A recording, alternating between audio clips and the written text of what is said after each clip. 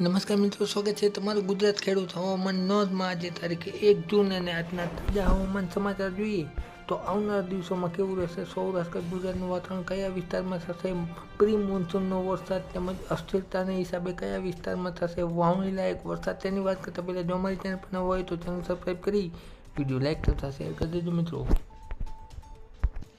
તારીખ 1ના સાંજના સમાચાર મુજબ જોઈએ તો ખાસ કરીને ઉત્તર ગુજરાતમાં એક નાની એવી વરસાદી સિસ્ટમના હિસાબે અસ્થિરતાનું વાતાવરણ ઊભું થશે, જેમાં ખાસ કરીને પાલનપુર, મહેસાણા તેમજ અમદાવાદ, આ ઉપરાંત આબુ રોડ, ખેડબ્રહ્મા, હિંમતનગર વિસ્તારમાં અમુક વિસ્તારોમાં ખડાઈ જોવા મળશે અને સાથે સાથે અમી છાંટણા થશે અને આ ઉપરાંત જોઈએ તો વાદળછાયું વાતાવરણ પણ જોવા મળશે। ત્યારબાદ વાત કરીશું આપણે તારીખ 2ની તો 2 તારીખના રોજ પણ અસ્થિરતા જોવા મળશે, જેના હિસાબે ખાસ કરીને સુરેન્દ્રનગર, બોટાદ, ચોટીલા, ધોળકા, આ ઉપરાંત ભાવનગરથી ઉત્તરમાં તેમજ અમદાવાદથી પશ્ચિમના વિસ્તારોમાં છે એ ખડાઈ જોવા મળશે અને અમુક વિસ્તારોમાં છાટાછૂટીથી લઈ અને ઝાપટા ગાજવીજ સાથે જોવા મળી શકે છે મિત્રો તારીખ 2ના રોજ। ત્યારબાદ આપણે વાત કરીશું તારીખ 3ની તો તારીખ 3ના રોજ મોટા પ્રમાણમાં અસ્થિરતા જોવાની છે, જેના હિસાબે ભેજનું પ્રમાણ વધારે પ્રમાણમાં જોવા મળશે।